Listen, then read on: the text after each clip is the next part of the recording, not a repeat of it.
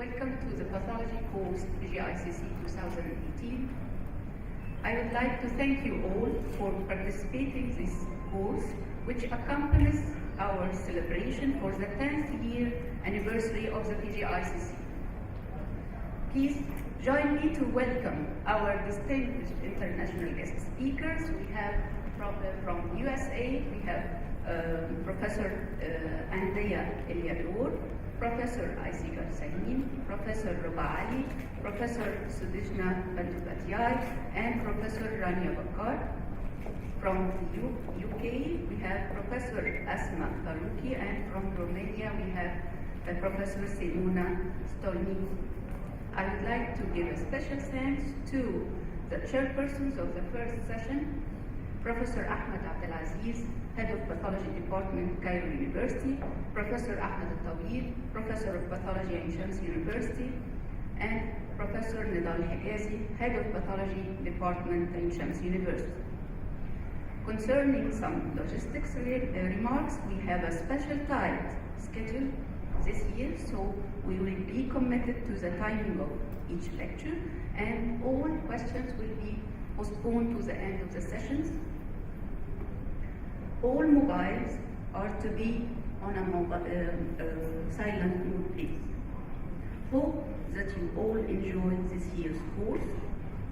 At the end, I thought that we should say some words about our success in the past 9 years, but I found that the photos could speak much more than any words.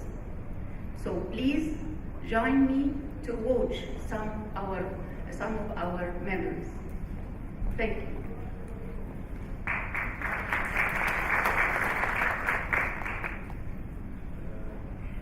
Excuse me, Dr. Ahmed. هنتفرج على موفي دقيقة.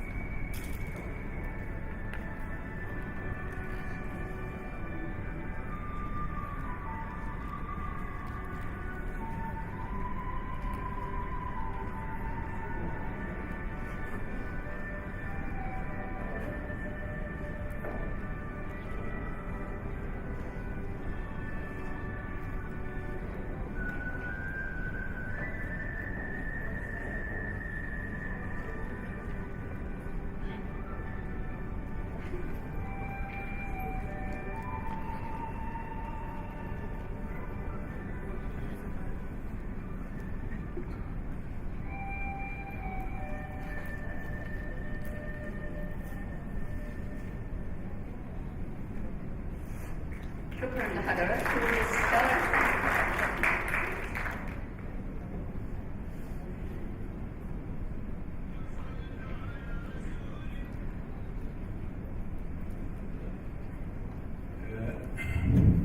Again, good afternoon, and we are starting this session, which will be comprising two talks, one on the cytology, cervical aplasia, and the other on the cervical adenocarcinoma. As Dr. Manal said, that we will postpone any questions till the end of the session. Now, shall I ask for Dr. Ruba Ali Fahmi? We are all familiar with her. Diagnostic changes and pitfall cervical intra-epithelial mutation.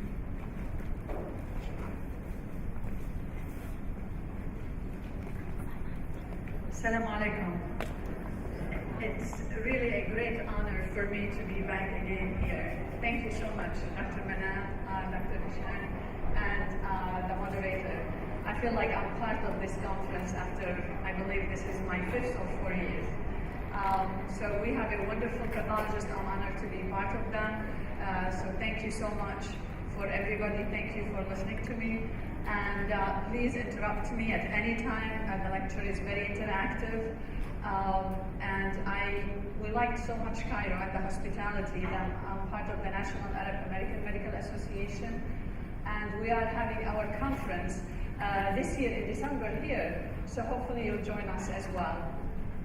So without further ado, I thought I'll give a kind of a basic plus some interesting pieces in the intraepithelial lesion of the cervix. I'm sure we all are familiar that the incidence of cervical carcinoma declines throughout the entire world, particularly in the developed country. If you can see it in the green, that it's really low. However, the red shows still it is high in the developing countries. And we are all aware that this is because of Dr. Papanakali, that because of him and the pap smears, the incidence of cervical carcinoma declined tremendously. However, all these screening programs cost money, right? And this is just to give you a glimpse. In the United States, $6 billion spent annually for more than 50 million screening tests. So this is why it declined tremendously in the developed countries. However, in the developing countries where we don't have that much money, still it is high, particularly in Africa and in Latin America. So what's the risk factor for cervical carcinoma? The high risk HPV, 16-18, multiple sexual partner, parity more than 7, smoking, HIV, persistent SIL, and as I said, other infection as well. So going back to the screening in the United States and the evolution, it was only the pap smear, now the reflex test, the HPV testing, and doing them together. I know some countries, they only do pap smear, but in the States we do, and we prefer having it together. And just a couple of slides about the 2012 update ASCCP. It is the product of having 47 experts from 23 societies and coming up with a product from the ASCCP that screening patients less than 21 years old, it's not productive anymore. So we stopped screening patients younger than 21. From 21 to 29, having pap smear every 3 years. Remember before it was every year? It's not worth it. Only if the patient has ascus, they do reflex HPV as well. Patients from 30 to 65, pap smear every 3 years, or pap smears and HPV reflex test every 5 years. Women more than 65 years old with no risk factors, there is no need for doing pap smears. So, going back to the HPV and cervical cancer, of course, the high risk, there are two types of HPV, the high risk and the low risk. The low risk is responsible for the condyloma accuminatum and some of the low-grade SIL. The high risk, it is associated for most low-grade SIL and for almost high-grade SIL and adenocarcinoma in situ and the carcinomas in general. So I heard this, that every lesion in the cervix, HPV is responsible for that. So just a quick, if you follow this cartoon, I don't have a laser pointer to follow with you. Whenever we have HPV, it's either regress or progress, and it affects the immature metaplasia. And having the HPV E6 and E7 and the way they interact with the P53 and the retinoblastoma genes, they progress and integrate to the HPV of the host and increase the proliferation, and the final product is the malignant cells. So the load of HPV is so high in the teenagers when the patients become sexually active, and this is where the vaccination is the most effective. And then it takes so many years till you get the lesion, the intraepithelial neoplasia, and then the carcinoma. Yeah. So this is where we get the cancer and the neoplasia, and everything shifts after the load 10 years.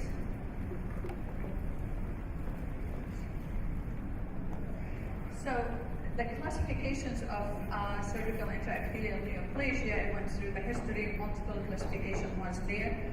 Do I put them all in my report? Yes, I do. Just in case, when I'm reporting, in the university, I'm sure we put the latest, the high-grade cell versus the low-grade cell, but you never know where your report will go to, any remote area, any village, somewhere that the gynecologist will see it. So I still recommend writing all the terminology. The first one started as CIN1, CIN2, CIN3, and carcinoma in situ. Then we get the low grade, which is identical to the mild dysplasia, and the CIN1, and the high grade cell, which reflect CIN2, which is moderate dysplasia, CIN3, the severe dysplasia, or the carcinoma in situ. So in any report, and this is what I would recommend, having 3 of them, it takes only 1 sentence that would, reflect on wherever your report will go.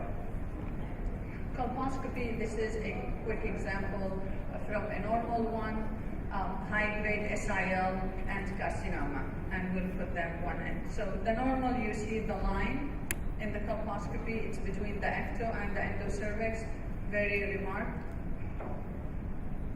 And you're all familiar with the transformation zone and seeing the squamous proliferation and in the cervical, in the cervical cleft, and we see the glycogenation of the squamous and see all of these halos there, but they are not real HPV effect, they are part of the normal effect of the squamous epithelium.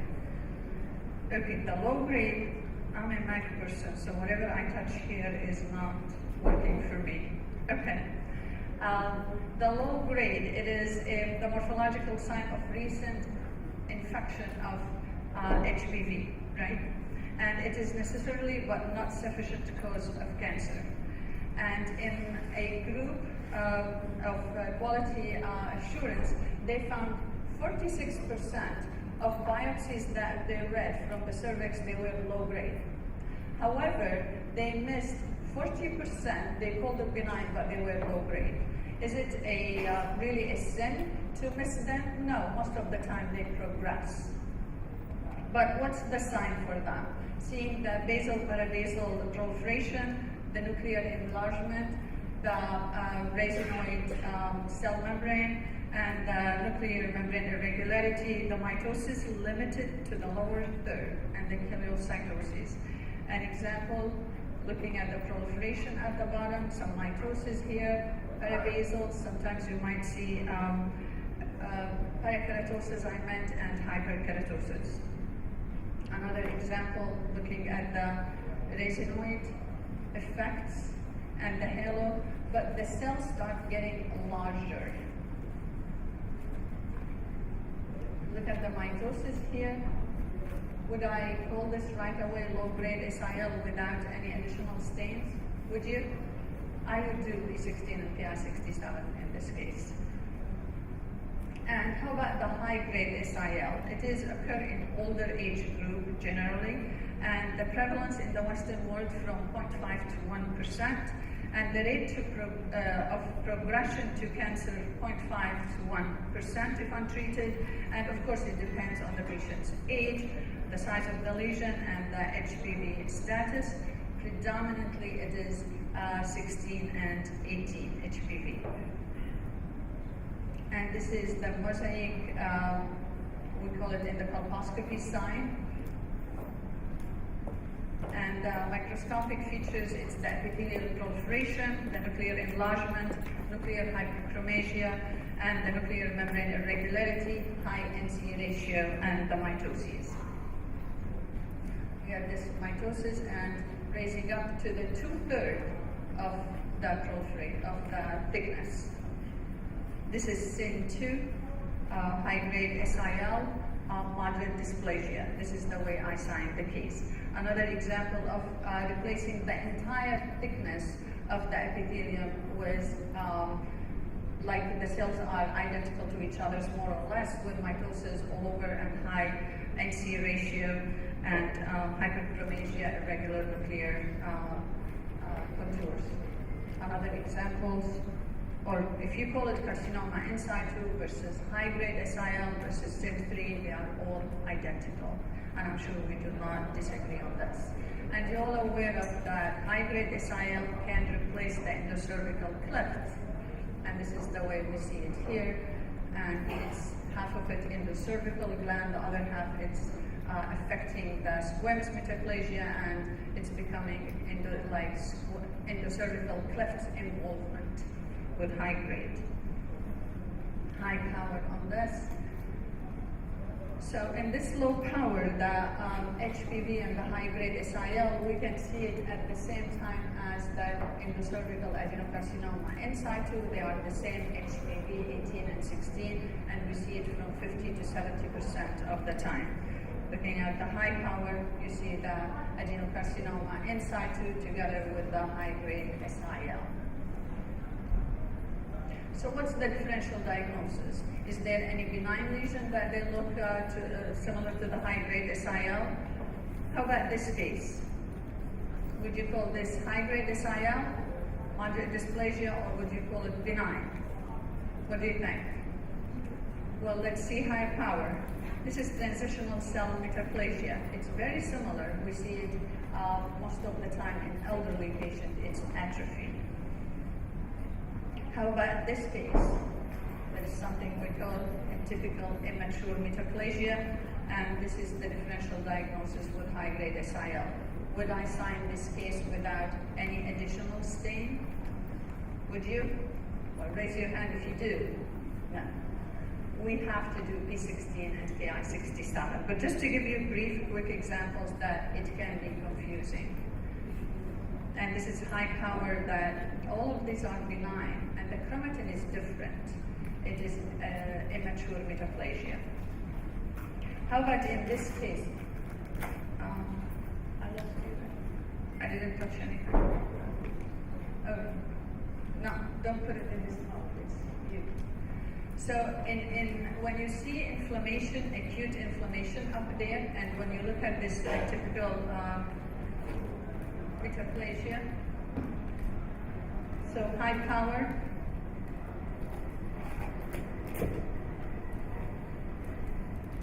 sorry about that. So the differential diagnosis, of course, reactive metaplasia. So this is where we have tools that we use, P16 and Ki67. P16, it's when the cells get infected with HPV, we got the high-risk HPV mediated disrupt the cellular mechanism via deregulation of HPV oncogenes. So the products of HPV infections, we get E7 and E2F. And this is, again, I won't go in depth through this till it gets fixed. The E7 and, as I said, the E6, it gets intermingled with the P53 and the retinoblastoma genes, and it gives the cell proliferation and overexpression of p16, which is nuclear and cytoplasmic states.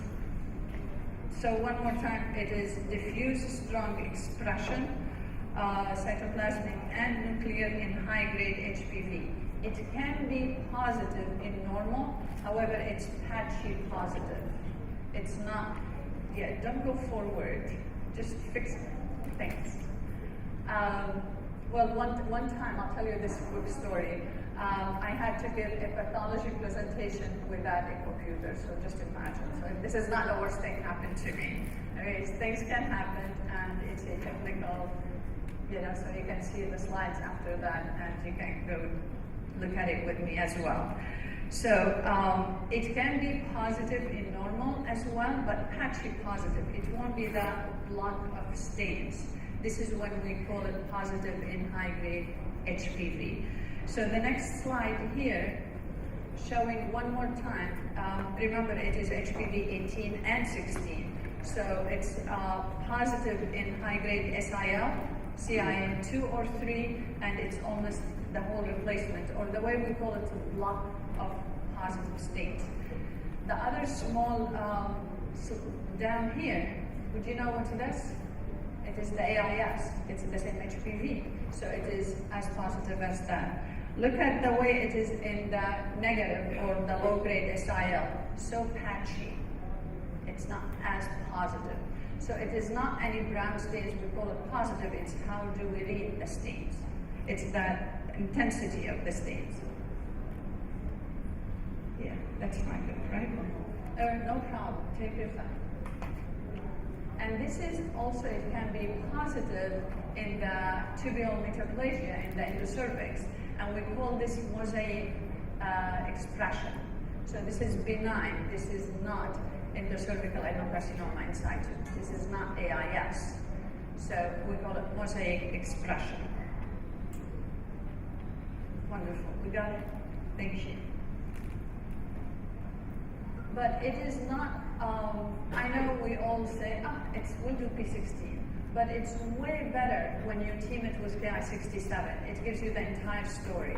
So Ki67 in the high-grade SIL, as we say, the proliferation, it goes to the 2/3 of the thickness or full thickness, because there are few examples of P16 positive and Ki67 is not as strong, or the other way around. So when you team them together, it tells you the entire story, and I'll give you some examples. So as you all know, Ki67 is nuclear stain. So let's look at this. When Ki67 it's elevated and P16 positive, we have the entire story. That's wonderful. High-grade SIL and high-risk HPV. However, when both negative, also we're fine, it is negative, there is no infection. But sometimes you have high SIL and, am I saying it right, and low Ki67. So what's the status? What would we read this? Or the other way around. So I'll show you some examples. Because if you put all the possibilities, we end up with some question marks. Not all of them will be positive. So let's look at, later I'll put some examples. So the utility for P16 and Ki67, having it together, when we have an example of a typical immature metaplasia.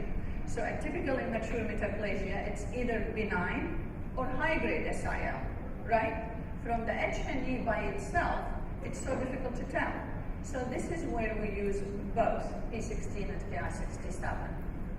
And this is where we say, okay, this a typical immature metaplasia, it's either high-risk HPV-related still, and it's straightforward, or sometimes the tangential section of high-grade SIL can be confusing. The other way, it might be normal, and in the reactive case, similar to the one I showed you, H&E example of it, or atrophy, which is the highest mimicker of high-grade SIL, or squamous transitional metaplasia, the same it is in elderly patient, or the tangential sections of the basal layer of the normal cervical epithelium, squamous epithelium. that can be also confusing. So this is the most useful place where we use P16 and Ki67. And the utility of using P16, it's improved the intra and inter-observer variabilities, because believe me, if we show one case to 4 or 5 of us, we might not all agree on it. So on H&E, what I meant. The identifying or highlight the occult lesion that somehow we couldn't see, or it shows in the deeper cut when you do the stains, or assess margins of excision specimens, especially in cone, or the risk of progression of low-grade SIL or SIM1. That's better. Okay, so let's look at this case. This is a 26 years old with ASCAS, and the reflex test was positive. And looking at it from H&E by itself, so this could be high-grade SIL, or it could be, it's like calling it immature metaplasia in H&E by itself. But we need to go to the next step. High power. So it could be, you think it's high-grade? I'm not seeing any interaction with you guys, so raise your hand. High-grade, or you wait for the stains? Yes, it is. Ki67 was throughout, very positive. And P16, it's a black stains, diffuse and strong. So it is high-grade SIL due to the morphology, Ki67 and P16. Just a quick to show you some examples of the normal, how Ki67, it's only at the basal layer. This is the way P16 looks like. It can be positive here and there, but it's not a block diffuse positivity. Squamous transitional metaplasia, the same as normal. The Ki67 only few cells at the basal level, and P16 completely negative. Another example of low-grade SIL. This is the parakeratosis, I would call this, but let's check how it is in Ki67. It's elevated. P16, it's positive because it's high-risk HIL. But looking at the entire thing, we'd still keep it low-grade. Condyloma comminatum, it's interesting. This is an example where you see a very strong Ki67, but look at the P16. So this is low-grade SIL. Another example of condyloma comminatum, high power, you see the parakeratosis and hyperkeratosis. The proliferation rate is so high, but P16 is low, and you don't see any high, like dysplastic, severe dysplastic cells there. And this is at the bottom, the cross section. It's low-grade SIL. But not every features of condyloma comminatum look, or papillary, you say, oh, this is normal. Look at this. This is replacing entirely the epithelium with severe dysplasia, severe dysplastic. P16, Ki67 is positive in this one. Another example of high-grade SIL was perikeratosis, replacement of the entire thickness. Ki67, it's the entire thickness, positive. And the the P16 as well. Another example, here when it's involved the endocervical cleft, does it affect the prognosis? No, it does not. But we have always to look at it and say this is not AIS or anything different. And Ki67, P16. One more example of both high-grade SIL and endocervical adenocarcinoma inside too with P16 and Ki67 can be helpful as well. P16 also very helpful at the tip of some endocervix that where you do not see this blue cells and you are wondering, is this positive or not? Am I dealing with AIS? P16 and Ki67 can be very helpful. Because remember, AIS can be very superficial and only at some tips of the endocervical clefts or papillae. So here where P16 can be very helpful. Some examples of little bit of proliferation of the endocervical cleft. You've got some mitosis, and you wonder, is this lesion AIS, or is it what I'm dealing with, orthogonadotrophic metaplasia? Higher power, you see some mitoses, and it is positive in Ki67. Another example of lesions in between, is it AIS or less? So here, where it's, I don't know, would you call this AIS? Absolutely. When you do the Ki67 and the P16, it's both are very positive. This is why we call it AIS, exactly. But always, the differential diagnosis, tubular metaplasia, or the other differential diagnosis that is the low-grade dysplasia that people do not, agree with. So if you show it to 3-4 pathologists might not agree together, this is where P16 and Ki67 can be very helpful. About a few examples and a few words about invasive squamous cell carcinoma. The criteria of invasive, it's having one, especially the early invasion, having one or more buds, tongues, or nests, and more differentiated than the overlying SIL. We call it the paradoxical maturation of squamous cells, that the cells will be different from the in situ component. It pick up more cytoplasm and become more pink. And the stromal reaction, of course, it's really very strong, with a lot of lymphocytes around, and loss of the architecture or palisading pattern of SIL.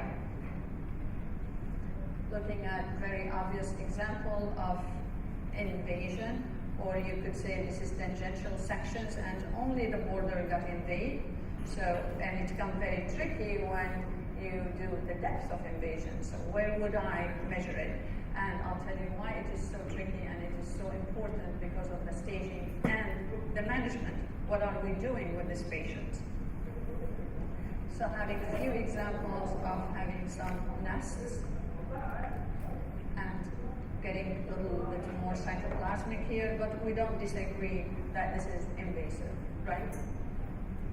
Having another nest with paradoxical invasion, a paradoxical maturation of squamous epithelium, that it gets more cytoplasm.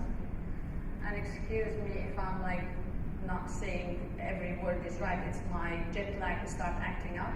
So sometimes I feel like paradoxical invasion is maturation. That's why. Okay, more example over there. And this is the earliest phase of having a tongue of squamous invasion from the basal layer of the carcinoma in situ. And of course, we have to be very careful between the tangential sections versus the real invasion. So the reaction is different. The contour of these nests is completely different. That you have the basal layers in, and here when you can do stains and to help you out or show the case to friends. What do we have to report, and why it is crucial for each one of them? I report the depth of invasion and the thickness of invasion, because sometimes it's so difficult to tell the depth of invasion. So if you put both, it will be okay. And the horizontal thickness of the lesion, the number of block of the invasion, and of course it's crucial to tell the margin. And this is in cone biopsy. And the prognostic in these lesions, of course, the stage, the most important, the depth of invasion in the millimeter, the pattern of invasion, is it Cushing or infiltrative, lymphovascular invasion, and the lymph node metastasis and the perimeterial invasion in general. When I talked about the depth of invasion, why it is very important? Because stage 1A, it is the depth should be equal but not more than 3 millimeters, and the horizontal equal or not more than 3 millimeters. This patient will be cured by cone biopsy with margins negative. They don't need to do more for this patient. However, if the depth of invasion exceeds or equal to 5 millimeter, and the horizontal equal or 7 millimeter, these both cases without vascular invasion, then in this case they'll do extra measure for the patient. Cone will not be sufficient. So either hysterectomy or trachelectomy. However, some patients may feel like we want only cone with negative margins, but most of the time they do extra measure. And the stage when it exceeds the 1A2, or when you see visible lesion, it is 1B1. Then here it is hysterectomy or trachelectomy. With some places they do lymph node dissections or sentinel lymph node only. And this is when we have, or when we call 1B, when you see incisional biopsy followed by radical surgery. This is the treatment, and it is seeing a small clinically confined, like visible lesion, the patient in stage 1B1. So this is the treatment in stage 1 cervical cancer. Uterine preservation, so you go either trachelectomy or conization with a clear margin, and the nodal assessment, it's sentinel lymph node start, and I think MD Anderson was the pioneer together with Sloan Kettering on this, sentinel lymph node, and now it is the practice everywhere in the States. I don't know if they start doing it in Egypt.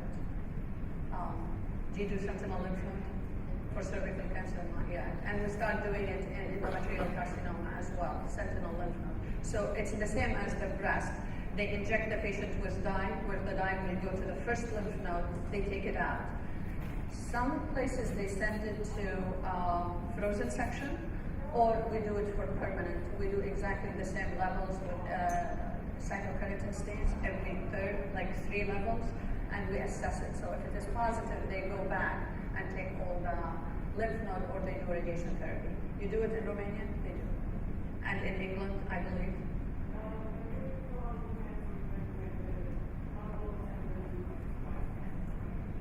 So it's kind of a start.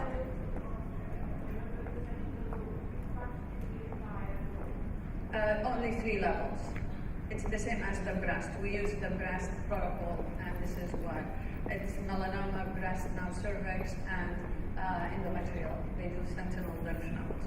And there is a lot of morbidity and mortality by taking so many lymph nodes, and in the vulvar cancer as well.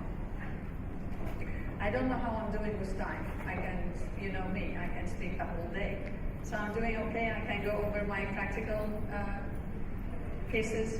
Okay. Let's do a few cases.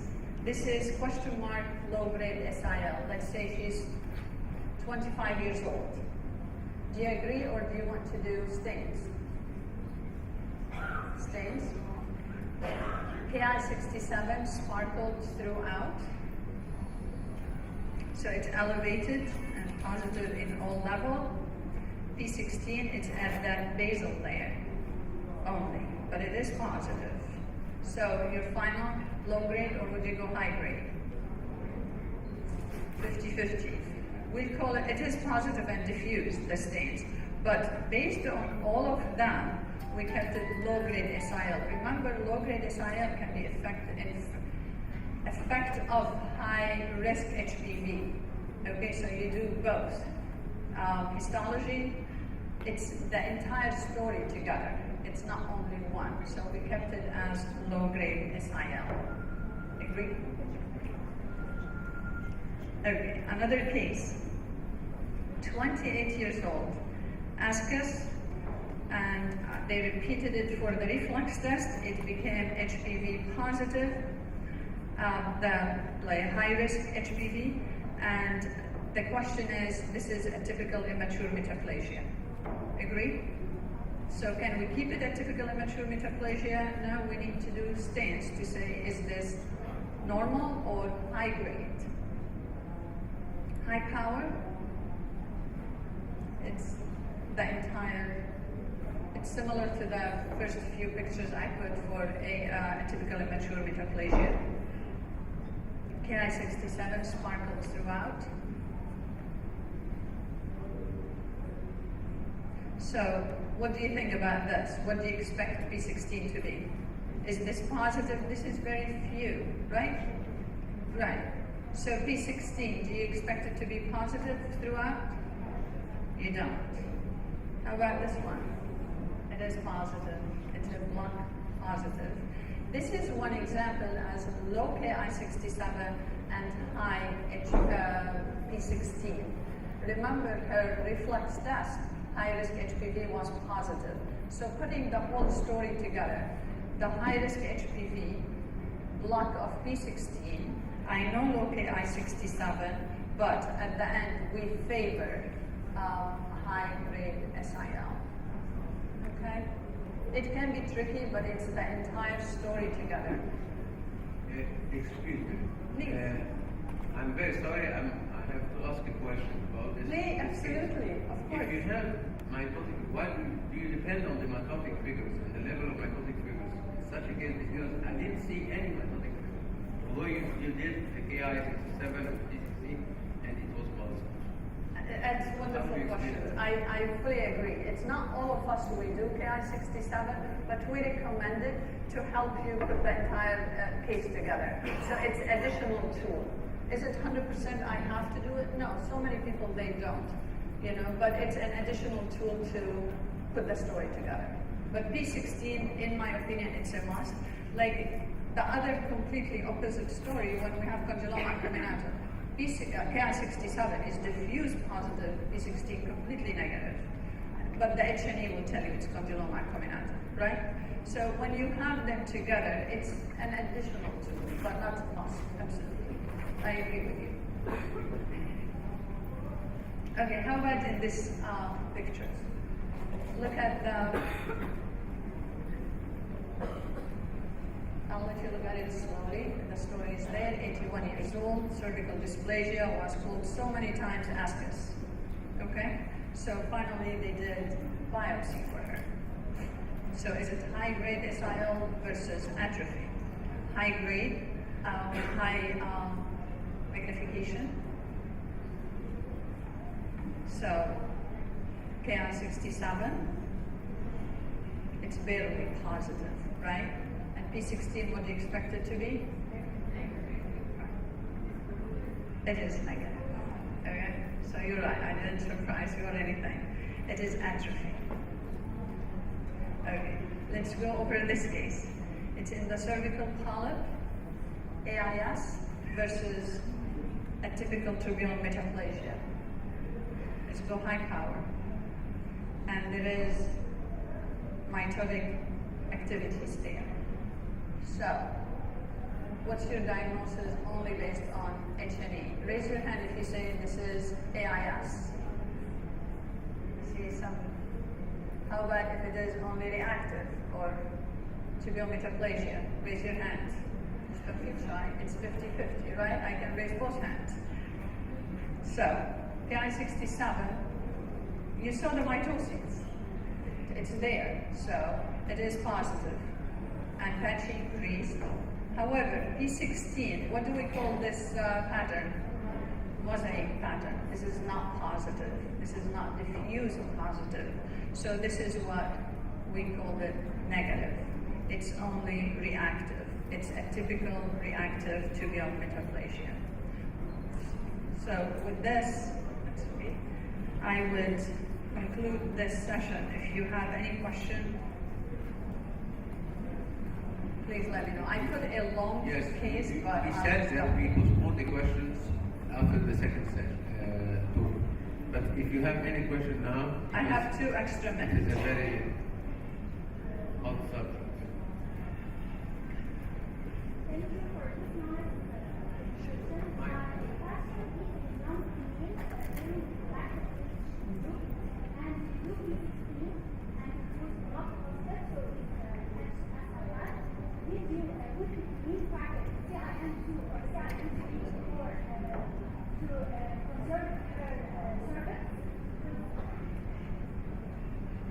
You have the mic? You have the mic? Okay, the question is, in a young patient, is it crucial to put SIN2 versus SIN3, right? Yes, some gynecologists, they like to see that. This is why I put all the criteria, like all the terminology for SIM2, and they follow them differently, and they follow them up closely. That's very good questions. Sure. Any other question? Please, go ahead.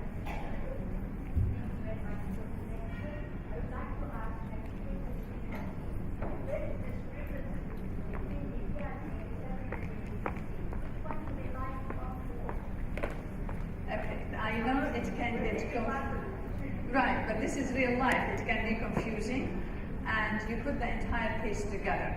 It's each individual case different. So it's the morphology plus the Ki-67 plus the P16, the reflux test, absolutely, and the age of the patient. So it's the entire picture together. I cannot rely more on P16 versus Ki-67. However, probably, honestly, this is what I would do. P16 is more, and the way you read that stains, it needs to be blood positivity, the nuclear and the cytoplasm and the blood positivity. Okay, very much. Sure. Another question: how can you differentiate the level of activity between the transitional metaplasia and the hybrid dyshydrogen? It can be tricky. If I don't have the facility to make a Ki-67 or P16, is it the mitosis? It's the wonderful questions, and I'm sure you all faced multiple cases like this. Transitional metaplasia / atrophy versus high-grade SIL. And I believe this is the most common problem in cytology, the pap smear itself, right? We all give this patient ASCUS or ASCS-H, and she's like 60 years old or 80 years old, and you label her with ASCH. So the next step is the biopsy, and in the biopsy, I tell my colleague and the resident, read the chromatin.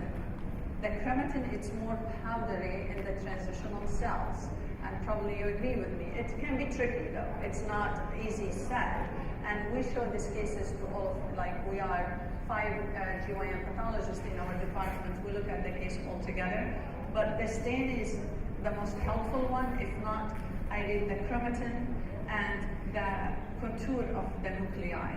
Most of the time it's so smooth, So what about the mitosis? Most of the time you don't see mitosis in the atrophy, most of the time. If you see one typical mitosis, that's okay, but most of the time there is no mitosis, fine chromatin, and smooth nuclear contour of the cells. Thank you very much. Sure. Thanks. Go ahead. So many cases we find severe infection concerning the surface. Do you prefer to do such tests after feeding infection, or? So when we want no. So the way we read the question is if you have severe infection and you read biopsy.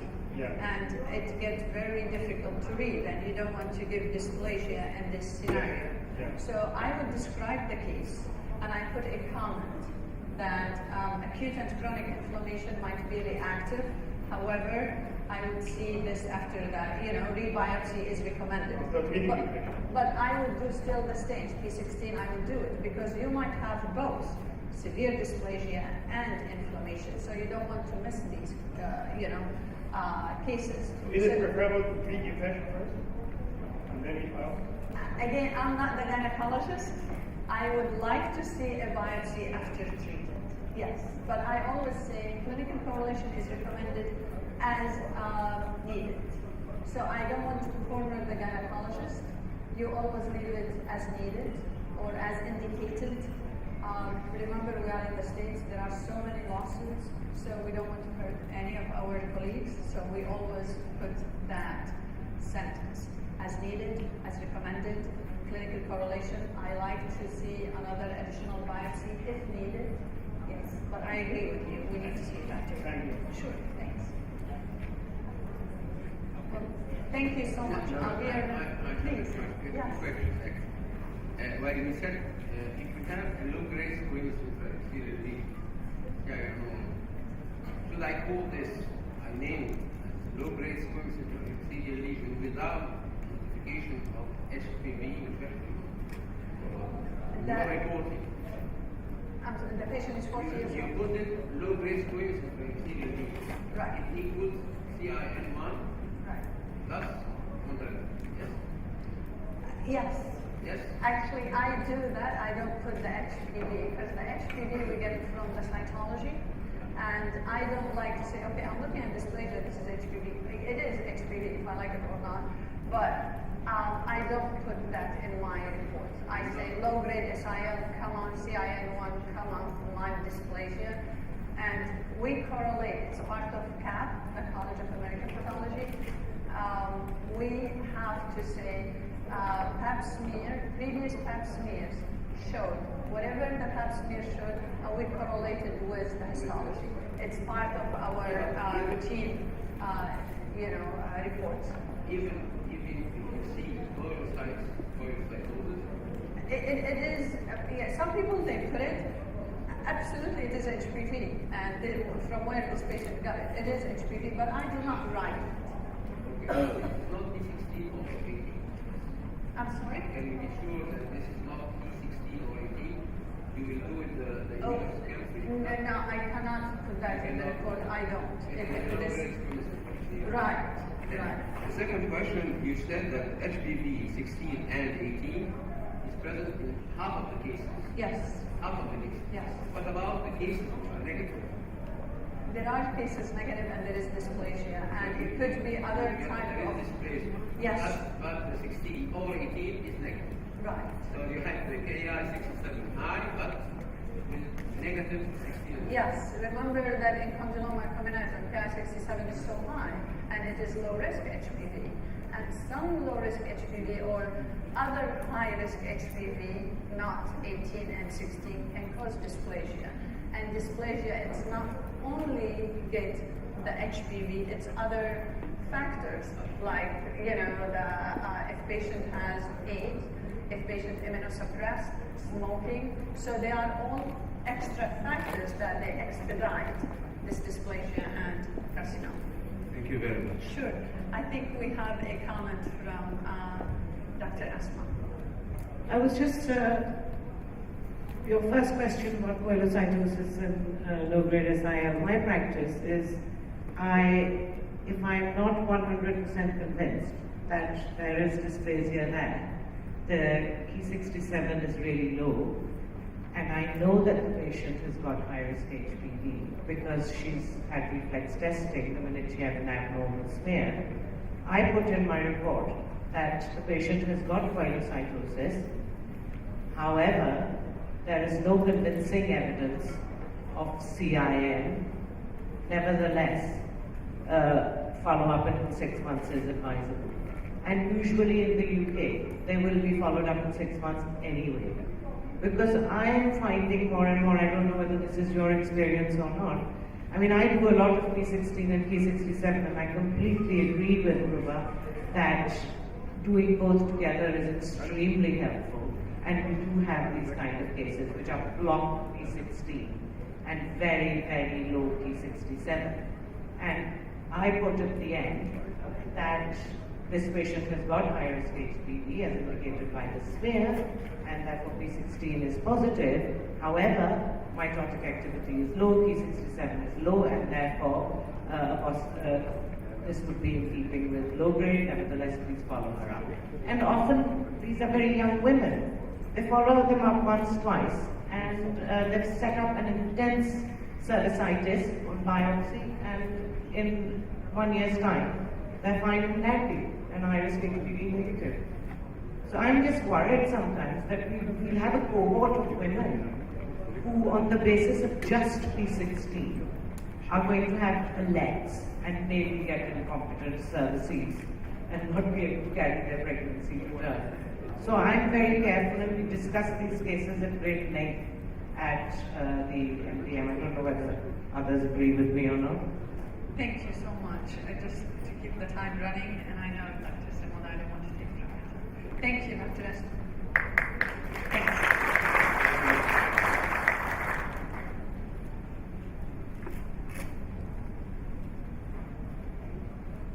Thank you very much, Professor Roba.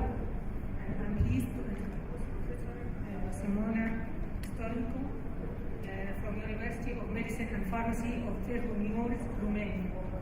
She's going to have a lecture on cervical adenocarcinoma. Thank you very much. Hello to everybody. Actually, I'm coming from a place that it is difficult to be pronounced, Târgu, but it is in the middle of a region that is called Transylvania. So you may have probably heard about Transylvania because it's the land of Dracula and many legends. And this is the place I am working into. It's a small university city called Târgu. The country I'm coming from, Romania, it's a country that has the highest incidence in cervical carcinoma in Europe and the highest mortality. So we are seeing a lot of cervical carcinomas in patients, especially in young patients. And my talk today is about cervical carcinoma, but not about the squamous cervical carcinoma, which is the most frequent, but about the endocervical adenocarcinoma, which is uncommon compared to squamous invasive carcinoma. However, in the last decades, the relative and real incidence of this tumor has been increased. It represents now 20 to 25% of all of them.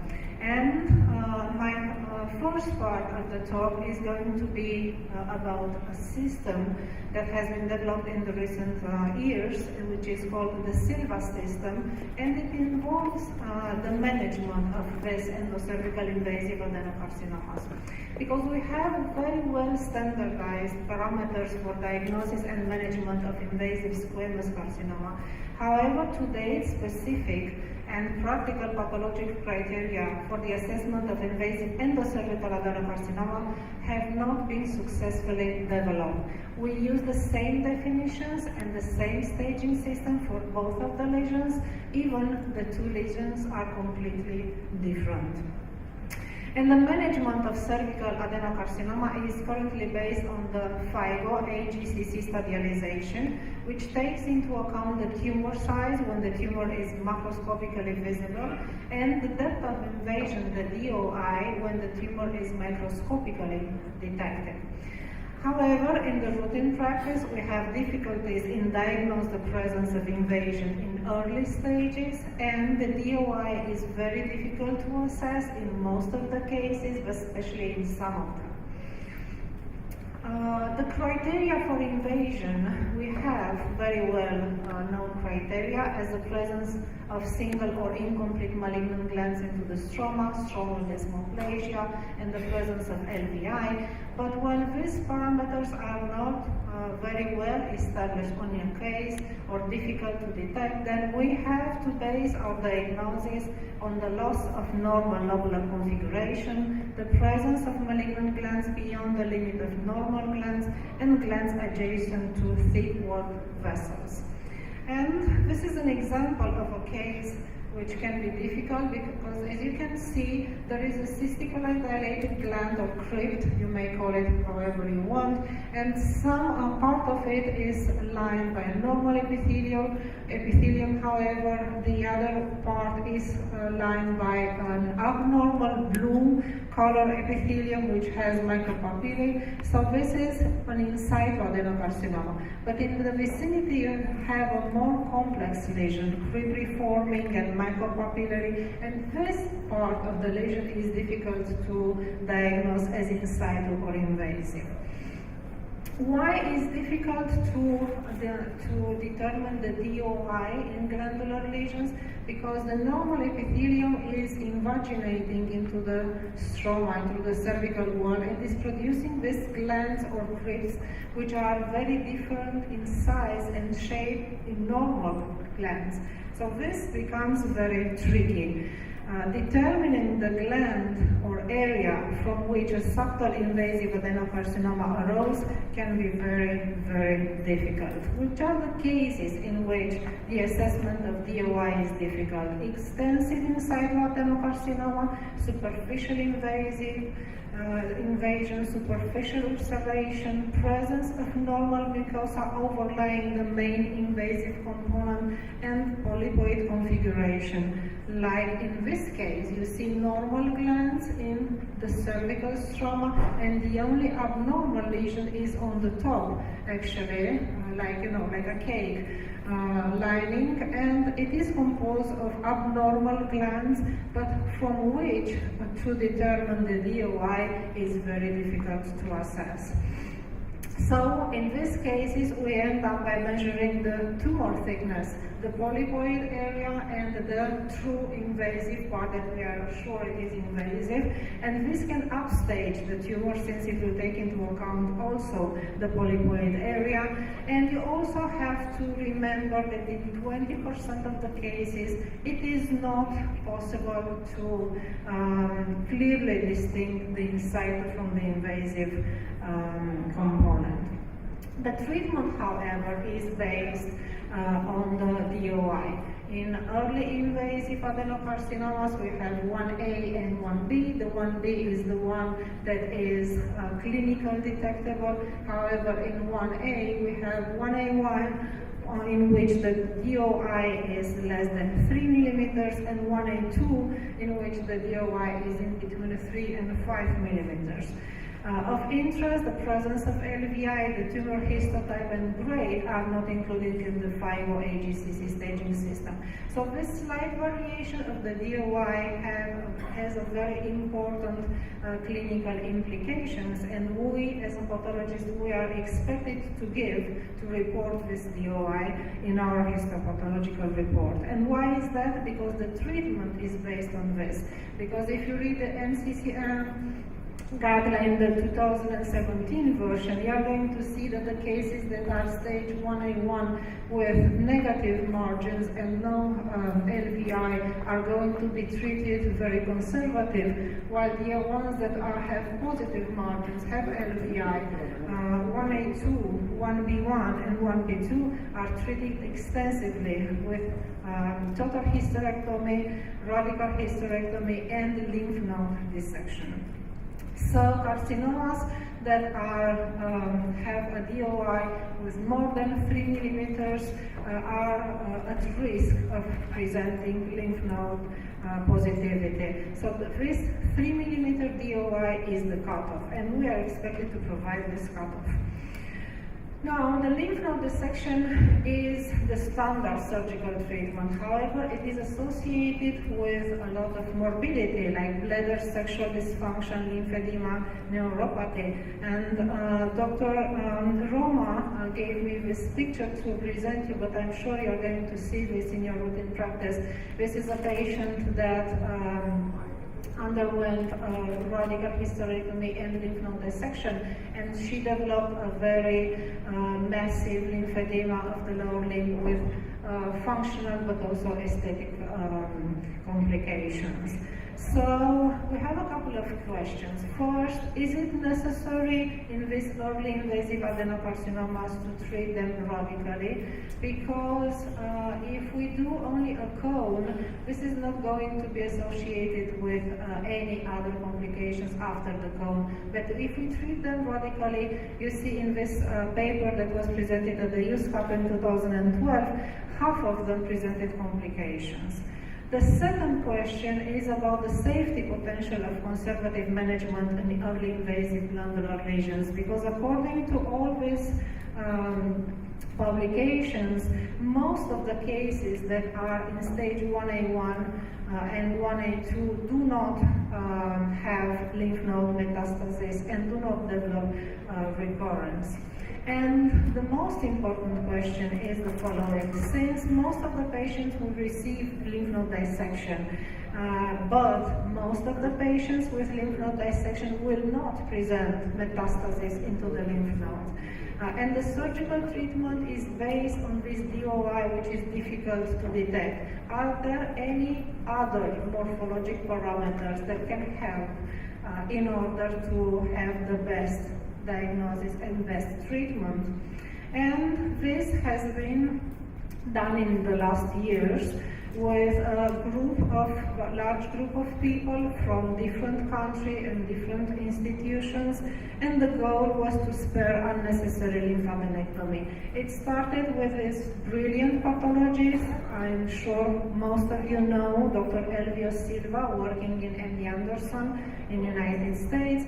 he managed to involve many people and 12 institutions and to collect, which is not very easy, more than 300 cases of only usual endocervical adenocarcinoma. I remember this because you're going to see at the end of the presentation why. And he and his colleagues managed to develop a system which now we call the SILVA system by identification of 3 subgroups of tumors that we call SILVA A, SILVA B, and SILVA C, which have distinct pattern of invasion and distinct clinical behavior. And I'm going to present you very briefly the 3 of them. The SILVA A has usually, and you see here the cartoon from the original paper, you're going to see also some pictures. The SILVA A has usually a preserved but not all of the time, a preserved lobular architecture and pushing mark pattern of invasion. It is represented by very well demarcated glands with rounded contour, no destructive stromal invasion, no single sense of cell detachment, and the relationship with the large cervical vessels is irrelevant. However, complex intraglandular growth more than 5 millimeters is not allowed, solid architecture is not allowed, presence LVI is not allowed, and no high-grade nuclear features are allowed. And this is one of the examples from the paper. You see lobular configurations, the glands are very well demarcated, no high-grade atypia, and most importantly, you don't see any stromal desmoplasia in association. That was easy. This is more difficult because you have the same well-demarcated and low atypical nuclei glands, but going deep into the cervical stroma, as deep as 10 millimeters. But again, you don't see any stromal desmoplasia in association. The SILVA B is a SILVA A, but which has early limited destructive stromal invasion. So you see the lobules from the SILVA A, and you see some glands or some cells detaching already with stromal desmoplasia. Sometimes you can have LVI as well, and this can be unifocal or multifocal, but these multiple foci do not have to represent more than 5 millimeters in diameter. And this is one of the examples. You see the lobular configuration, you see the SILVA A, and then you see that there is stromal desmoplasia, and you see the small groups of cells or small glands that are already invading the stroma. And the SILVA C is the easiest one probably, is the one that we see most frequently in Romania, is the one that is associated with big tumors, very invasive, very destructive, stromal desmoplasia present, LVI can be present. The characteristic is this pattern, this angulated canalicular pattern of the glands. And then you can have confluent growth, more than 5 millimeters solid, poorly differentiated, and high nuclear grade. And this is the most characteristic example. This is another one. You see how the glands are angulated and how the stromal desmoplasia is present. And another characteristic feature is the presence of pools of mucin. Now, the thing is, the most important thing is coming now. In the SILVA A, if you follow this table, you see how many lymph nodes have been resected. And you see that none of them had metastasis. They were all negative. And all the cases belong to the stage 1. Okay? Then the SILVA B, some very few lymph nodes were positive. Most of the cases were stage 1, and then the SILVA C, remember this 23% of the cases that had positive lymph nodes, and 80% of them were stage 1, however, the remaining were stage 2 to 4. Recurrence, none in SILVA A, only 1 by contamination into the vagina in SILVA B, and 22% of the cases in SILVA C presented recurrence. And when you look at the DOI, it becomes irrelevant, because you see in the Silva A, you can have less than 3, between 3 and 5, but even more than 5 in 27% of the cases, and they are still Silva A. In order to confirm this, we performed a second study. We collected a completely separate series of cases, and we presented this 2-3 years ago at the USCAP. 130 new cases from other institutions. We compared the classical DOI determination system with the new Silva system. Same inclusion criteria, again, only the usual invasive adenocarcinomas, and we found the same results. None of the Silva A presented lymph node metastasis, a few of them in the Silva B, and 26%, remember the 23 from the first study, this is 26 now, presented lymph node metastasis. Now in the routine practice, actually we are not going to see most of the cases, the surgical specimen, but a biopsy or a curettage. So we have to, determine Silva A, B, or C on a biopsy.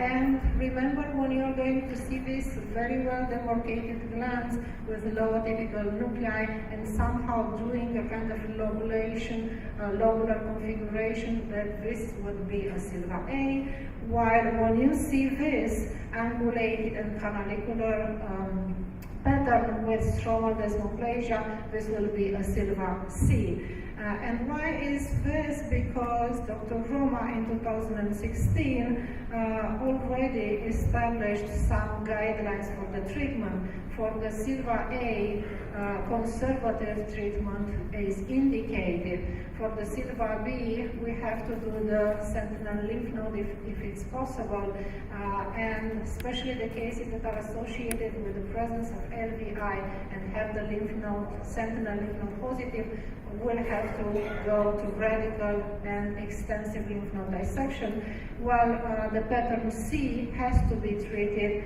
more aggressively. Now, 23 to 26% of the Silva C pattern are associated with lymph node metastasis. Which ones? That was another question that was coming while we were examining these cases. And Dr. Alvarado Cabrero from Mexico, together with a group of us, examined about 190 cases of only Silva C pattern. And we managed to detect these new patterns, subtypes of Silva C, some of them associated and some of them not associated with lymph node metastasis. And I'm going to show you very briefly which ones are this.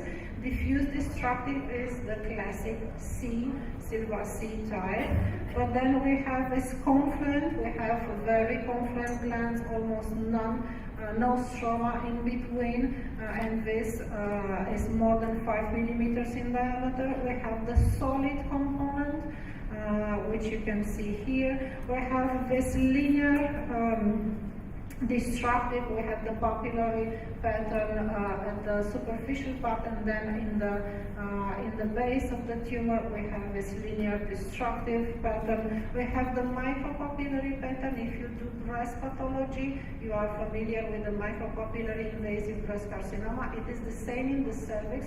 We managed to detect cases that have this component, small nests of cells that are polygonal with abundant cytoplasm and that are lined by an empty space. Band-like lymphocytic infiltrate, again you can see here. And from all of them, only the diffuse destructive, the confluent, the micropapillary, and the mixed types were associated with lymph node metastasis. The other ones did not have lymph node metastasis. So these ones have to be treated more aggressively. Even more, we realized that the presence of LVI was found to be predictive for the presence of lymph node metastasis, and the number of the lymphovascular spaces, positive lymphovascular spaces, is also important to predict the lymph node metastasis. And then even more, this is going to predict the recurrence and the distant metastasis. So the presence and the number of the LVI are more important than the DOI. The SILVA system has been checked in this paper by several experts in GYN pathology about the reproducibility, and this was published in Modern Pathology in 2016, and the overall concordance was 74% with an overall kappa of 0.488, which is moderate agreement. However, the conclusion was that the criteria can be applied the majority of the pathologists, and the third system A, B, and C SILVA is recommended. And it is, to conclude this part, it is even more interesting because this paper that was published in Modern Pathology last year, 2017, tells us that there is only one mutation associated with SILVA A, while SILVA B and C, they carry several multiple mutations that probably are responsible for the presence of LVI and the presence of lymph node metastasis. So this supports actually a completely different approach and management in the three SILVA types. So the tumor architecture and patterns of invasion are very important. The presence and the number of LVI should be included in the staging system. All this information is very important for the clinicians as well. They represent very solid argument for an alternative to 5-0 staging, but it needs international acceptance. And is a work in progress now to develop actually a new staging system in which 1A would be SILVA A, 1B would be pattern B, SILVA B plus minus SILVA A, and 1C would be pattern C. And with this, I'm going to go to the second part of the presentation, which is about the microscopic classification of invasive adenocarcinomas of the cervix. I was very frustrated, together with some of my colleagues from all over the world, every time I was diagnosing this kind of tumor. I was frustrated when my residents were telling me that, oh, this is like endometrioid type of invasive adenocarcinoma of the cervix, most of the times. And I was trying to understand why do we have so many endometrioid subtypes of invasive adenocarcinomas in the cervix. And then when I was attending conferences, and even now when I'm attending conferences, this is a topic that bothers me because most of the times you're going to see that endometrioid type of invasive adenocarcinoma of the cervix do exist. And sometimes the incidence is very high in some hospitals. So these were the main reasons why we started to think to more or less destroy the classification that is now available in the WHO. That classification, let's start with that classification. 2014 WHO considers that the most frequent type is the usual type, which is HPV related. However, we now know that there are several other subtypes that are not HPV related, like the gastric type, okay? But the gastric type is a subtype of mucinous endocervical adenocarcinoma, which is itself a spectrum of HPV and non-HPV related tumors. And remember something else, that the gastric type, which is now recognized in the WHO 2014, has a completely different behavior than the usual type. So the classification that we have now is based on descriptive and very vague morphologic, specifically cytoplasmic features which are lacking clinical and or pathogenetic correlation. For example, if you read the definition of the usual type, how do you define a usual type endocervical adenocarcinoma? They tell you that the cells have relative mucin depletion. What do you mean relative when you have to establish the diagnosis? And also the cutoff threshold is really missing. And this has created a wide basket of highly heterogeneous categories that are not useful in clinical management. And data from other organs tell us that classification that is based on the pathogenesis is much better than this kind of morphological classification. So again, we involved many other colleagues from all over the world. We wanted very much to have somebody from Japan because we know that the gastric subtype is more frequently encountered in Japan. And we have studied these cases based on morphology, but also immunohistochemistry and HPV status, aiming to classify them on morphological features linked to the etiology, to create pathogenetically uniform categories and to study the clinical biology of these new categories. And we started with 462 cases. We also included the adenosquamous carcinomas initially because we thought that some of them will turn out to be invasive adenocarcinomas, and this was right. We have excluded 53 cases. We ended up with 409 cases of all invasive adenocarcinomas subtypes, and then for about 300 of them, we did also immunohistochemistry and HPV detection. And based on the H&E slides only, we have classified these cases based on the WHO classification versus a new classification that we call International Endocervical Adenocarcinoma Criteria and Classification ICC. And because the WHO classification lacks any cutoff, we have decided from the beginning that if a tumor will have less than 10% of mucin into the cytoplasm, we will call it endometrioid. If the mucin represents 10 to 50% of the cytoplasm of the cells, it will be usual. And if the tumor cells contain more than 50% mucin into the cytoplasm, we will call them mucinous. And these are the ICC criteria when luminal mitosis and apoptosis were presented as scanning magnification. We call this HPV-associated adenocarcinomas. And then when these were not present or were limited at scanning magnification, we call non-HPV-associated adenocarcinomas. This is only to show you how many markers we've done. I'm going to present at the end of my talk some of the results because we don't have time. And the TMA was based on advanced cell diagnostic MRA scope-ish assay, which is able to detect 18 high-risk HPV subtypes, and any nuclear or cytoplasmic black dot was considered to be positive.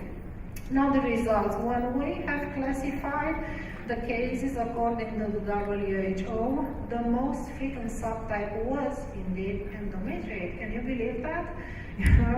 For us was shocking. When we classify them according to the new classification, most of them were of usual type, followed by mucinous, which is again a spectrum. Actually, it was followed by gastric, which is non-HPV, and then followed by mucinous HPV, and so on. When we looked at clinical and demographic information, the non-HPV associated tumors occurred in significantly older patients and were larger than the ones associated with HPV. The usual type, according to the ICC classification, was in most of the cases positive for P16 and HPV, while we had only 3 cases of endometrioid subtypes, and all of them were negative for HPV. This is a classic type of usual endocervical adenocarcinoma, P16 and HPV positive. And this was detected in 76% of our cases. However, we had 4.7% of the cases that were P16 positive and HPV negative, 11% of them were P16 negative and HPV positive, and 7.4% of them were usual type but negative for both markers. And these are examples of usual type, which was P16 negative and HPV positive, and again usual type, which is P16 block-like staining positive and HPV negative. So remember, these kind of cases do exist. But then the mucinous NOS type were all positive, 100% for P16 and HPV.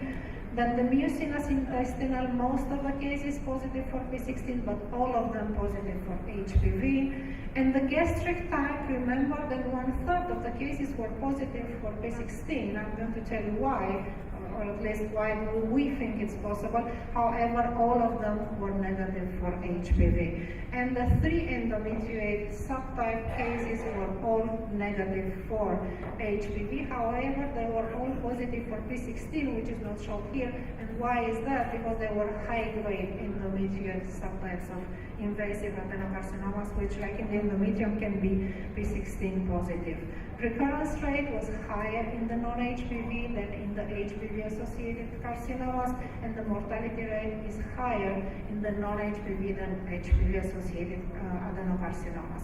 And this is, to the best of our knowledge, the largest series reporting the clinical and demographic information for pathologically well annotated invasive endocervical carcinomas, and the largest series reporting results about the P16 and this new HPV test. And it is very possible and easy to segregate endocervical adenocarcinomas HPV versus non-HPV based on morphology. So you don't have to do immuno or HPV testing. You have to base your diagnosis on the morphology. And then each of the 2 subgroups you can then substratify into morphological types that you know from the WHO. And the validity of this classification is supported by the P16 HPV recurrence mortality rate, but also the 2 groups differ in respect of age, stage, and tumor size. The usual type was the most frequent, as in the WHO.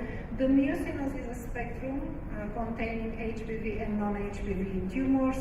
The gastric type was distinct in this mucinous spectrum. The gastric type was the second most common type of the tumors in this series, comprising almost 10% of the cases. Endometritis and cirrhosis were very, very rare.